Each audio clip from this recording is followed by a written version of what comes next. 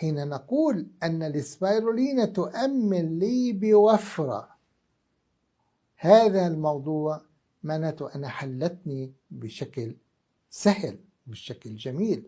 إما أخذ هذه الأقراص بمعدل 3 أقراص مثلا بعد كل وجبة، أو أني أدخل هذه البودرة في نمط حياتي. حين أشرب اللبن أضيف القليل من الإسبيرولينا، حين أشرب الحليب، حين أشرب رأينا كيف نعمل الفشار، نضيفه على السلطة، نضيفه على البيض، نضيفه على كل شيء يخطر في البال، ما في مشكلة.